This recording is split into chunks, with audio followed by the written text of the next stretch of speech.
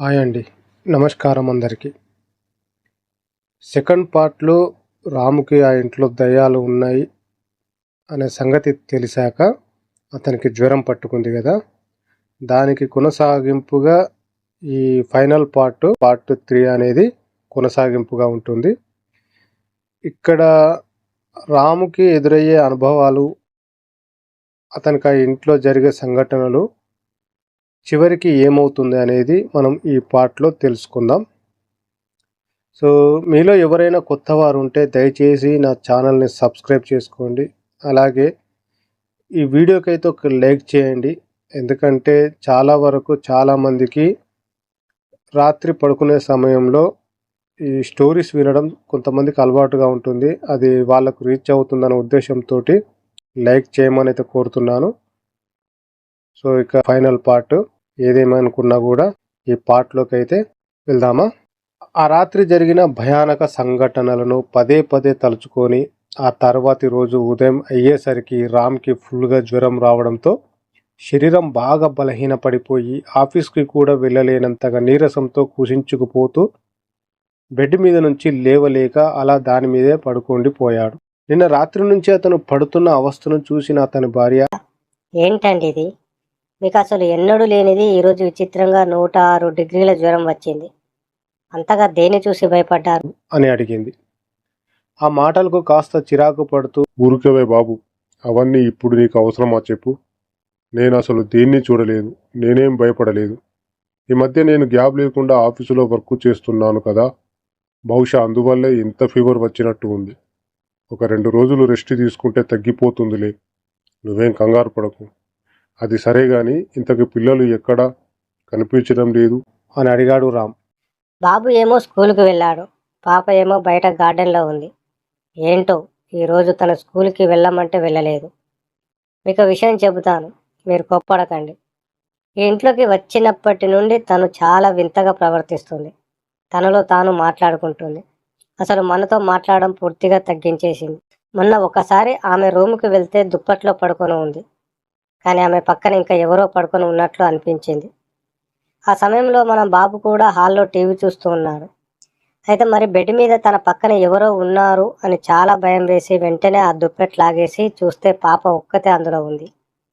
అమ్మయ్య అనుకున్న. ఈ మధ్య నా వెనుక కూడా ఎవరో వస్తున్నట్లు, పరిగెడుతున్నట్లు, ఏదేదో వింత వింత శబ్దాలు వినిపిస్తూ ఉన్నాయి. ఈ ఇంట్లో మనం కాకుండా ఇంకా ఎవరో ఉన్నట్లు అనిపిస్తుంది. నేను అప్పుడే చెప్పా కదా, మీకు ఇంటిని కొనే ముందు 1కి 10 సార్లు ఆలోచించి వాస్తు చూసి కొనాలి అని. అవన్నీ పట్టించుకోకుండా ముందు వెనక చూడకుండా కొంటే ఇదిగో ఇలాగే సమస్యలు వస్తాయి. మీకేమో అసలు ఏమి చెప్పినా అర్థం కాదు. అది సరేలే కానీ ముందు ఈ టీ తాగండి, మీకు కాస్త రిలీఫ్ ఉంటుంది అని జరిగింది అంతా చెబుతూ టీ తెచ్చి ఇచ్చింది తన భార్య. దాంతో ఆమె చెప్పింది మొత్తం విన్న రామ్ మాత్రం ఏం మాట్లాడకుండా చిన్నగా బెడ్ మీద నుండి పైకి లేచి కిటికీ దగ్గరికి మెల్లగా నడుచుకుంటూ వెళ్ళి నిలబడి అలా టీ తాగుతూ చిన్నగా బయటికి చూశాడు. నైట్ అంతా బాగా వర్షం పడటంతో గార్డెన్ మొత్తం పచ్చగా చూడడానికి చాలా బాగుంది. అలా ప్రకృతి అందాల్ని ఆస్వాదిస్తూ చుట్టూరా పార చూస్తూ ఉన్న అతనికి ఆ కొలను దగ్గర ఉన్న చెక్కలాంటి చిన్న బ్రిడ్జి మీద తన కూతురు కూర్చొని ఆ నీటి కొలనులోకి చూస్తూ ఉండడం కనిపించింది. అది చూసిన రామ్ టీ కప్పు పక్కనే ఉన్న టేబుల్ మీద పెట్టేసి, ఉసై నేను ఇప్పుడే వస్తా అంటూ తన భార్యకు చెప్పి చిన్నగా ఇంటి నుండి బయటకు వచ్చి తన కూతురు ఉన్న వైపుకు నడుస్తూ వెళ్ళసాగాడు. కానీ ఆమె దగ్గరకు చేరుకునే కొద్దీ అతను గమనించిన విషయం ఏంటి అంటే గనక, అక్కడ తన కూతురు ఆ కొలంలోకి సూటిగా చూస్తూ ఎవరితోనో మాట్లాడుతున్నట్లుగా కనిపించడంతో రామ్ నడకలో వేగం పెంచి కాసేపటికి ఆమె దగ్గరికి చేరుకున్నాడు. దాంతో వాళ్ళ డాడీ తన దగ్గరికి రావడం చూసి అప్పటి వరకు ఆ కొలంలోకి చూస్తూ మాట్లాడుతున్న తన కూతురు అతన్ని చూసి ఏం మాట్లాడకుండా ఒక్కసారిగా సైలెంట్ అయిపోయింది. సారీరా చిట్టి తల్లి, నైట్ వర్షంలో బాగా తడిచిపోయా. ఆ చలికి వణుకుతో కంగారులో నిన్ను తిట్టేశా. ఈ డాడీపై అలిగావా అంటూ ఆమెను బ్రతిమలాడాడు రామ్. కానీ తన కూతురు మాత్రం ఏం మాట్లాడకుండా ఇంకా ఆ కొలను వైపే చూస్తూ, డాడీ ఇక్కడ మనతో పాటు ఇంకా ఒకరు ఉన్నారు. నైట్ జెన్నిఫర్ నా దగ్గరికి వచ్చి రేపు మీ డాడీని మీ ఫ్యామిలీని చంపేస్తున్నా అని చెప్పింది. నేను వద్దు వద్దు అని ఎంత బ్రతిమలాడినా ఆమె అసలు నా మాట వినలేదు. రాత్రి ఆ టైంకి బయట నుండి ఏదో సౌండ్ వినబడడంతో నేను వెంటనే కిటికీ దగ్గరికి వచ్చి బయటికి చూడగానే మీరు బయట మాయ దగ్గర ఉన్నారు. మీకు ఏమవుతుందో తను మిమ్మల్ని ఏం చేస్తుందో అని భయంతో త్వరగా లోపలికి వచ్చేయండి అని పిలిచినా మీరేమో అనవసరంగా నా మీద కోప్పడ్డారు. నాన్న, నేను ఒకటి చెప్తా, చేస్తారా? మీరు వెంటనే అమ్మని తమ్ముడిని తీసుకొని ఈ ప్రదేశం నుంచి వీలైనంత దూరంగా వెళ్ళిపోండి. జీవితంలో మళ్ళీ ఈ ఇంటి ఆవరణలోకి అడుగు పెట్టద్దు. మీరు వెళ్ళిపోవడానికి ఇదే సరైన సమయం. వెలుగులో ఆమె శక్తి తగ్గుముఖం పడుతుంది, దాంతో అది బలహీనపడుతుంది. కానీ చీకట్లో మాత్రం ఆమె నుంచి ప్రాణాలతో బయటపడటం అసాధ్యం. మీరు ఎంత త్వరగా వీలైతే అంత త్వరగా వెళ్ళండి, లేదంటే మీ జీవితంలో చాలా కోల్పోతారు అంది తన కూతురు బాధగా. అది విని ఏం చెప్పాలో కూడా తెలియక మెల్లగా ఆమెను ఎత్తుకొని తన గుండెలకు హత్తుకున్నాడు రామ్. నువ్వు ఉండగా నాకు ఏం కాదమ్మా, అయినా నిన్ను మాత్రం ఇక్కడ వదిలేసి అంటూ ఆమెను ముద్దు ఆడాడు.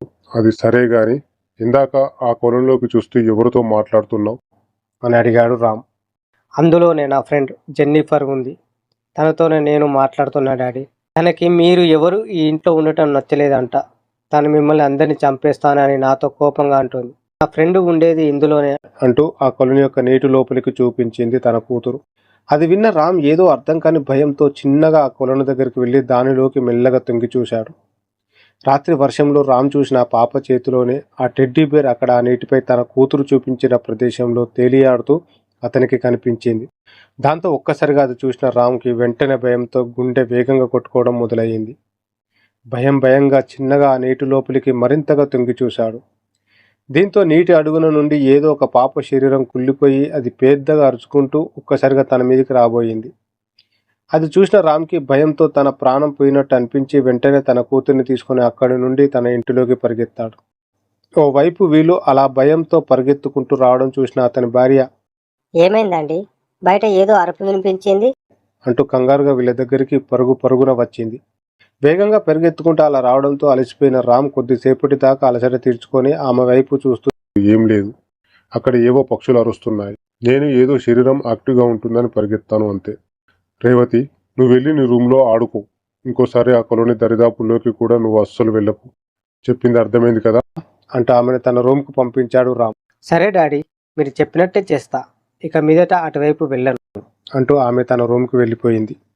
కానీ ఓవైపు ఏదో కీడు జరగబోతుంది అని రామ్ మనసుకు పదే అనిపిస్తూ ఉండటంతో, నువ్వు కూడా ఇక్కడ నా ముఖంలో ఏముంది అలా చూస్తావు, లోపలికి వెళ్ళు, ఏదో ఒక వర్క్ చేసుకోపో అంటూ తన భార్యపై గట్టిగా అరిచాడు.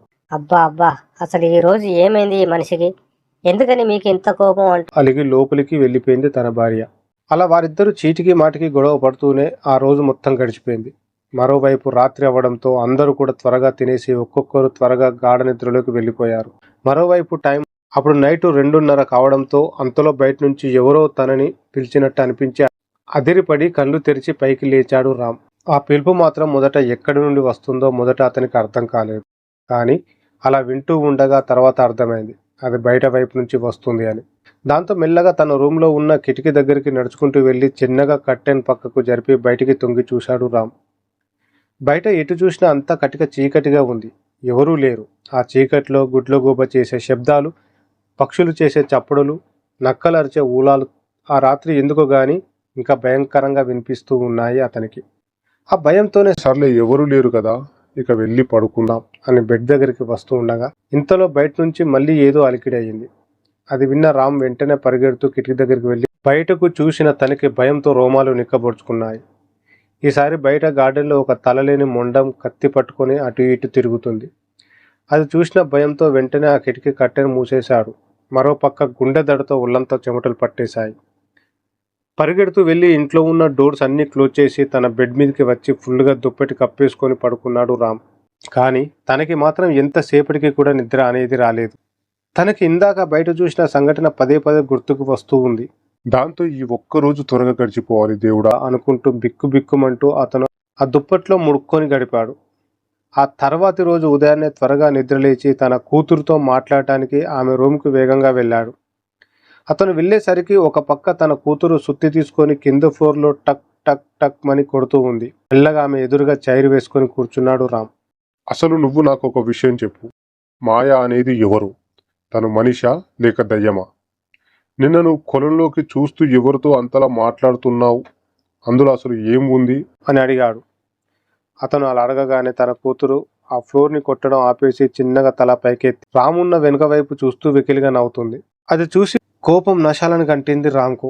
ఆ వెకిలి నవ్వు ఆపి ముందు అడిగిన దానికి సమాధానం చెప్తావా లేదా అని గట్టిగా అరిచాడు రామ్.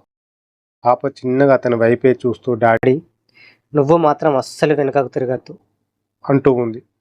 ఎందుకు తిరగొద్దు అంటున్నావు? ఏమైంది? నా వెనుక ఏముంది అంటూ మళ్ళీ అరిచాడు రామ్. డాడీ నీ వెనకాలే మాయ నిలబడి ఉంది.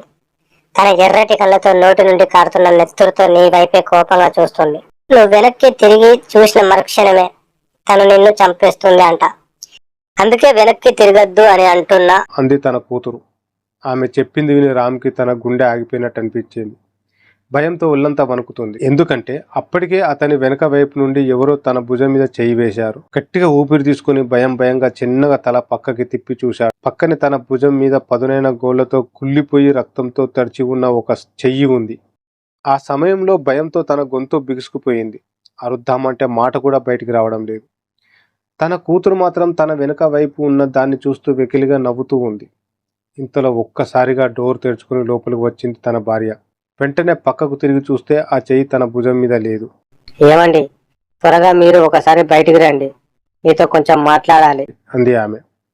క్షణం పాటు ఊపిరి పీల్చుకొని ఆ భయం నుండి తేరుకొని నిజంగా ఈ రోజు నువ్వు నన్ను బ్రతికించావే అనుకుంటూ బయటికి వచ్చి ఏమైంది అని అడిగాడు.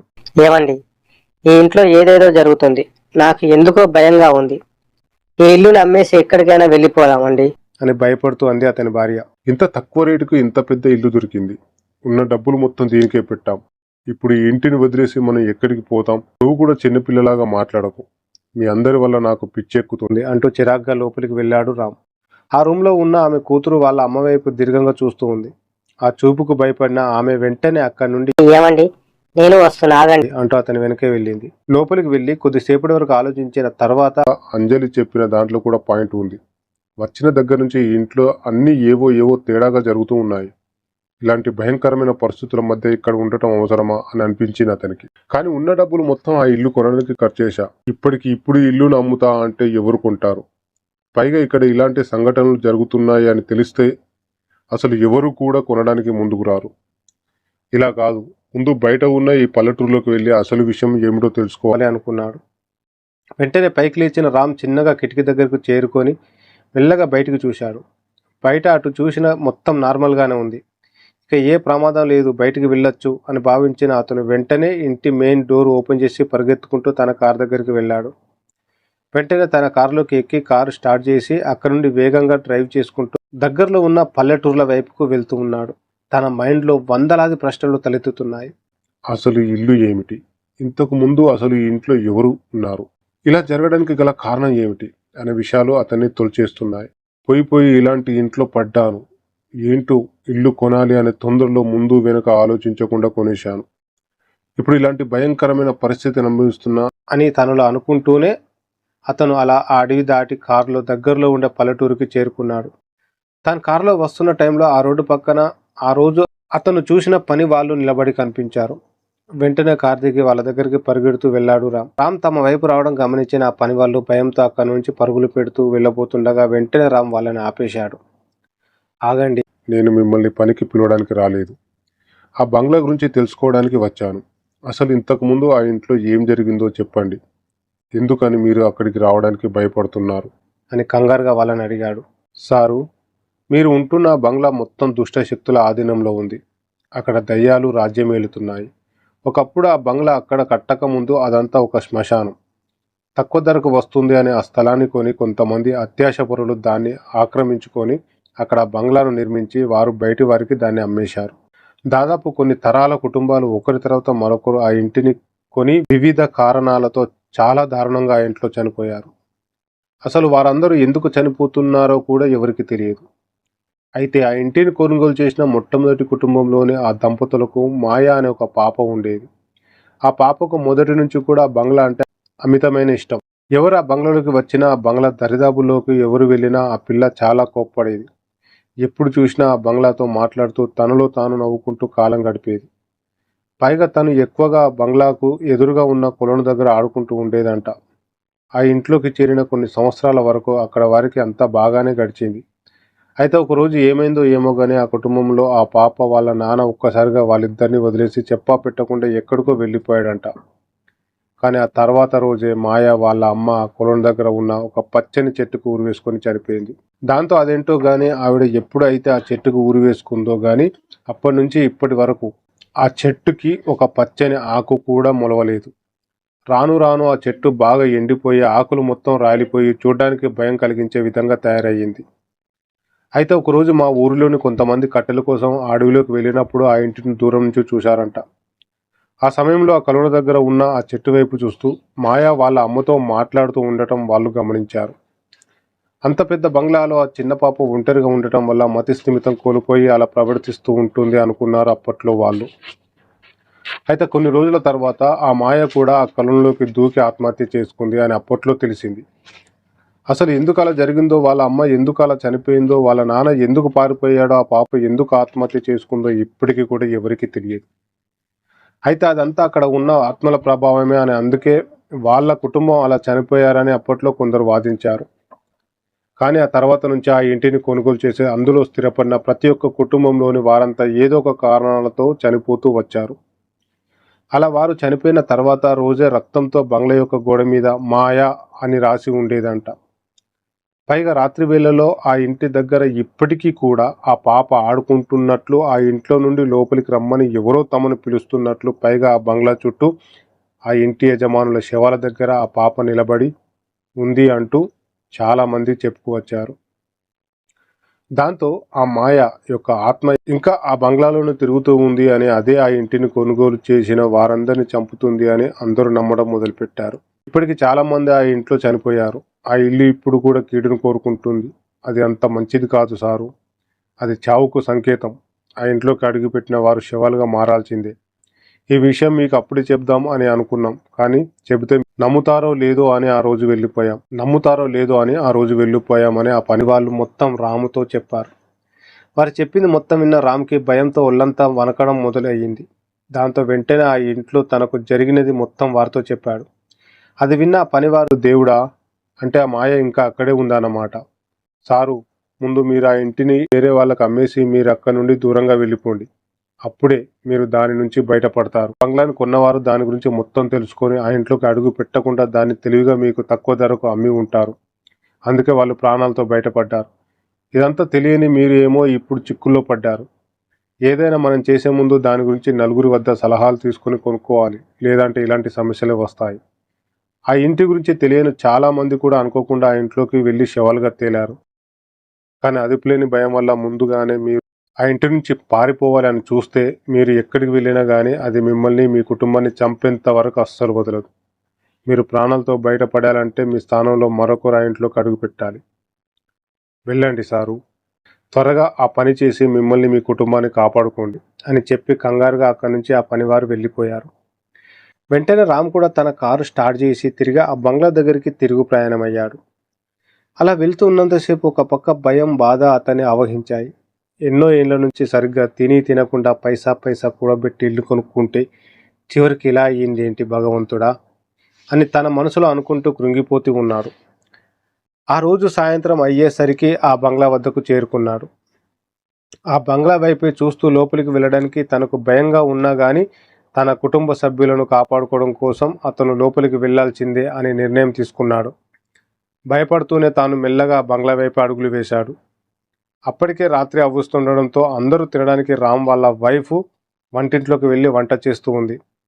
కొద్దిసేపటి తర్వాత మెల్లగా ఇంట్లోకి చేరుకున్న రామ్ హాల్లోని టీవీ చూస్తూ అక్కడ సోఫాలో కూర్చుండిపోయాడు. మరోవైపు పిల్లలు అయితే లోపల ఏం చక్కగా ఆడుకుంటూ ఉన్నారు. కొద్దిసేపటి తర్వాత టీవీ చూస్తున్న రామ్కి వంటింట్లో నుండి తన వైఫ్ యొక్క అరుపులు వినబడ్డాయి.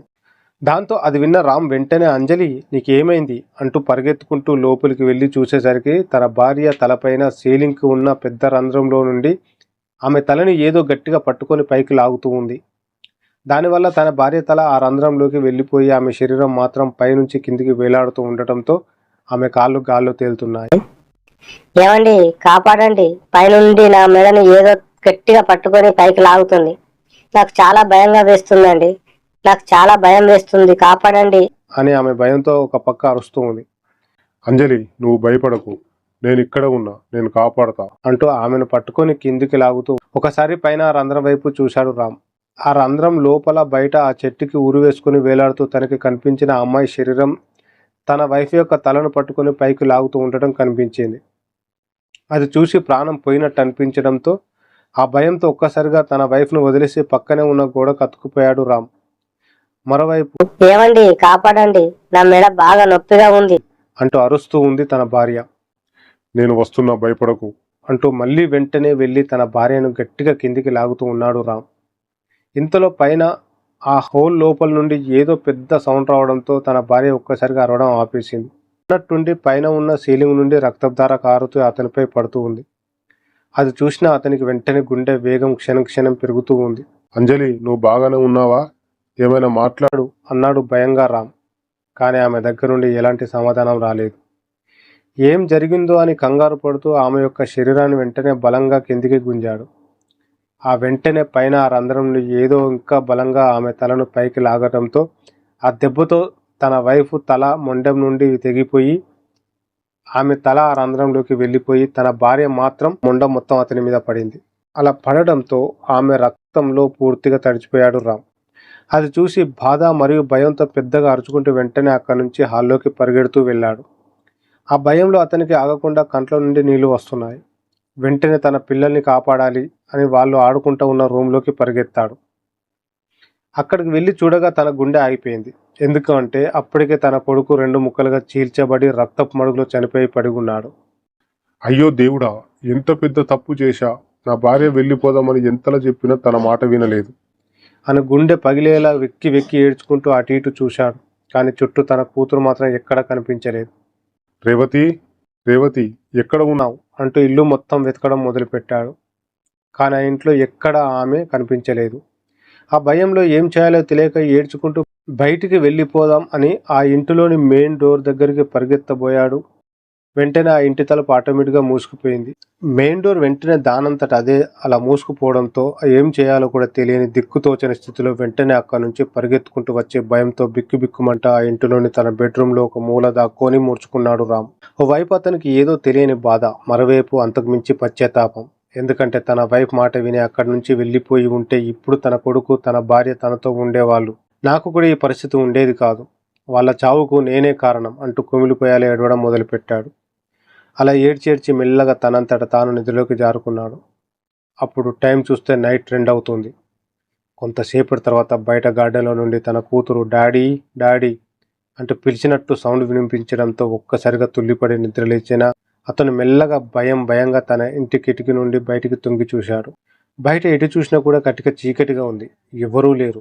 అలా చూస్తూ ఉండగా ఎందుకు గాని అతని చూపులు ఒక్కసారిగా పక్కన ఉన్న ఆ కొలను వైపుకు మళ్ళాయి. అక్కడ చెక్క బ్రిడ్జి మీద ఒక పాప అటువైపుకు తిరిగి నిలబడి ఉంది. అక్కడ ఉన్నది ఎవరో మొదట అర్థం కాక ఆ కిటికీలో నుండి ఆమెను దీర్ఘంగా చూస్తూ నిలబడిపోయాడు రామ్. కానీ కాసేపటి తర్వాత తనకి అర్థమైంది అక్కడ ఉన్నది తన కూతురు రేవతి అని. అటువైపే దీర్ఘంగా చూస్తూ ఉన్నాడు. ఇంతలో అక్కడ నుంచొని ఉన్న ఓ పాప తన చేతిలోనూ తన మెడ తెంచేసుకొని దాన్ని ఆ నీటి కొనలోకి విసిరేసింది. ఇప్పుడు ఆమె తల లేకుండా మొండంతో మాత్రం నిలబడి మెల్లగా రామ్ వైపుకు తిరిగి అతను చూస్తుండగానే మొండం వెంటనే ఆ కొనలోకి దూకేసింది. అది చూసిన రామ్ భయంతో ఒక్కసారిగా బిగుసుకుపోయాడు. అసలు ఇక్కడ ఏం జరుగుతుందో కూడా అర్థం కాని పరిస్థితి అతనిది. వెంటనే ఆ పక్కన ఉన్న చెట్టు వైపుకు చూశాడు. ఆ చెట్టుకు ఉరి వేసుకొని వేలాడుతూ కుళ్ళిపోయి ఉన్నటువంటి ఆ అమ్మాయి శవం సూటిగా అతని వైపే చూస్తూ ఒక్కసారిగా ఆమె మెడకు ఉన్న తగిలించబడి ఉన్నటువంటి ఆ తాడును తెంచేసుకొని ఆ చెట్టు మీద నుంచి కిందికి దూకి పక్కన ఉన్న కత్తి పట్టుకొని రాము ఉన్న ఇంటి వైపుకు ఒక్కసారిగా పరిగెత్తుకుంటూ రావడం మొదలుపెట్టింది. దాంతో అసలే భయంలో ఉన్న అతనికి అది చూసిన వెంటనే ఒక్కసారిగా భయంతో అల్లంతా దూరాన ఎగిరిపడ్డాడు. ఆ క్షణం అసలు ఏం చేయాలో కూడా పాలుపోక వెంటనే తన కూతురు అసలు ఉందో లేదో, ఏమైందో వెంటనే ఆమెను తీసుకొని ఇల్లు వదిలి వెళ్ళిపోవాలి అని బలంగా నిర్ణయించుకొని భయపడుతూ ఆమె ఉన్న రూమ్ వైపుకు పరుగున వెళ్ళాడు. కానీ అతను అలా ఆమె యొక్క గది దగ్గరికి చేరుకొని డోర్ ఓపెన్ చేసి లోపలికి వెళ్ళి చూడగానే ఆ బెడ్ మీద దుప్పటి కప్పుకొని చాలా బాధతో దుఃఖిస్తూ ఎవరో కూర్చున్నట్లు అనిపించింది రామ్కి. అది చూసి ఒక్కసారిగా బిత్తరపోయిన రామ్ ఒక పక్క భయపడుతూనే మెల్లగా బెడ్ వైపుకి ఒక్కొక్క అడుగు వేసుకుంటూ, రేవతి, నువ్వే నాది? బయట ఇంత జరుగుతూ ఉంటే నీకేం పట్టనట్టు ఇక్కడ కూర్చొని ఉన్నావు ఏంటి? త్వరగా పదమ్మా, ఇక్కడ ఉండటం చాలా ప్రమాదం, మన ప్రాణాలు పోతాయి అంటూ మెల్లగా అటువైపుకు నడవసాగాడు. కానీ ఇంతను అంతలా మాట్లాడుతూ ఉన్నా గాని ఆమె మాత్రం ఎటువంటి చలనం లేకుండా అలాగే ఉంది. అసలు ఇంతకీ ఈ దుప్పట్లో ఉన్నది తన కూతురేనా అనే సందేహం కూడా ఒకానొక దశలో అతనికి కలిగింది. పైగా తన పిల్ల ఎప్పుడు కూడా ఇటువంటి ఆటలు ఆడుతూ ఉండటంతో హే రేవతి, నిన్నే. నాతో ఇంకా ఆటలు ఆడకు. అది నువ్వేనా? అక్కడేం చేస్తున్నావు? చెప్పు. బయట ఇంత జరుగుతుంటే నీకేం తెలియదా? అంటూ గట్టిగా అరిచాడు. అలా అరుస్తూనే తన బెడ్ దగ్గరికి కదులుతూ వెళ్తున్న అతనికి ఇంతలో ఆ గదిలో తన వెనుక కబోర్డు నుంచి చిన్నగా డాడీ డాడీ డాడీ, నేను అక్కడ కాదు, ఇక్కడ ఇందులో ఉన్నాను. నాకు ఈ ప్రదేశం చాలా బాగా నచ్చింది. ఇదిగో నా పక్కన ఇక్కడ నా కొత్త ఫ్రెండ్ జెన్నిఫర్ కూడా ఇందులో ఉంది అని తన కూతురు అతన్ని పిలవడంతో అది విని ఒక్కసారిగా ఆందోళన పెరిగింది రామ్కి. మెల్లగా వెనక్కి తిరిగి కూతురు కోసం చిన్నగా అటువైపు కదిలాడు రామ్. రేవతి, అందులో ఏం చేస్తున్నావు? బయటికి వచ్చేయి. మనం ఇక్కడి నుండి త్వరగా వెళ్ళిపోదాం. పదా తల్లి, నాతో వచ్చేయి అంటూ ఆ కబోర్డు వైపు చూస్తూ బాధగా అన్నాడు రామ్. కానీ అతను అలా అన్నాడో లేదు, మళ్ళీ ఆ కబోర్డులో నుండి చిన్నగా డాడీ, మీకు విషయం చెప్పాలా? అమ్మని తమ్ముడిని జెన్నిఫర్ తనతో పాటు తీసుకెళ్లిపోయింది. తను ఎవరిని వదలదు అంటూ మనపై చాలా కోపంగా ఉంది.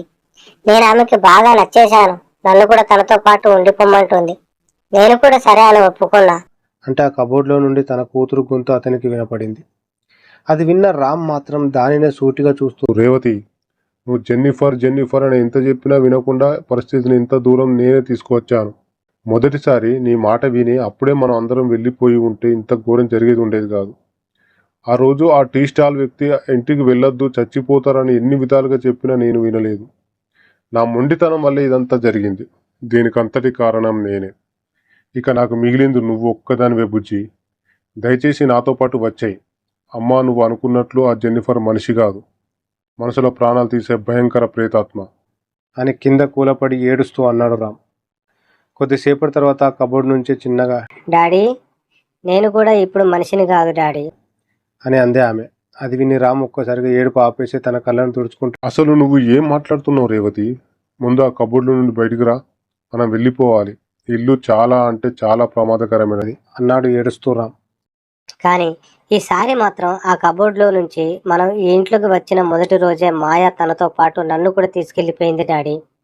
నేను కూడా ఇప్పుడు ప్రాణాలతో లేను. నేను మనిషిని కాదు. నేను బయటికి వస్తే నువ్వు చాలా భయపడతావు. అంటే ఆ కబోర్డులో నుండి ఏదో జారి కింద పడింది. ఆ పడిన దాని నుండి చాలా దారుణంగా కుళ్ళిపోయిన దుర్వాసన వెదజల్లుతూ ఉండటంతో ఒక్కసారి దగ్గరికి వెళ్ళి దాన్ని చూడు డాడీ. అదేంటో అప్పుడు నీకు స్పష్టంగా అర్థమవుతుంది.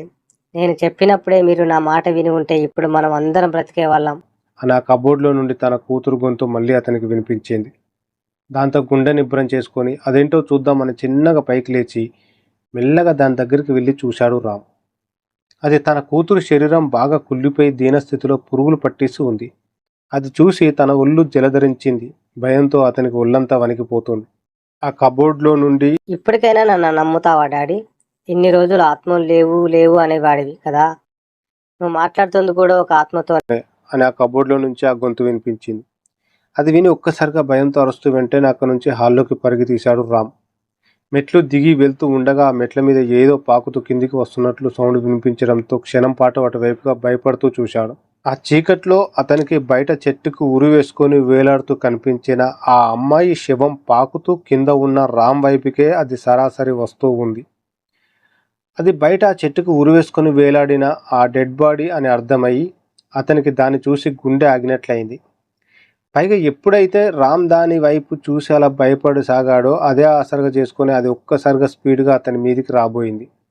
అది చూసిన రామ్కి మాత్రం భయంతో తన ప్రాణాలను ఎవరో హరిస్తున్నట్లు నోటి నుంచి మాట అసలు బయటికి రాలేని విధంగా వెంటనే అక్కడి నుంచి కిందికి దూకేసి పరిగెత్తుకుంటూ వెళ్ళి స్టోర్ రూమ్లో ఒక మూల దాక్కొని ఆ డోర్ వైపు చూసి వణుకుతూ కూర్చుండిపోయాడు.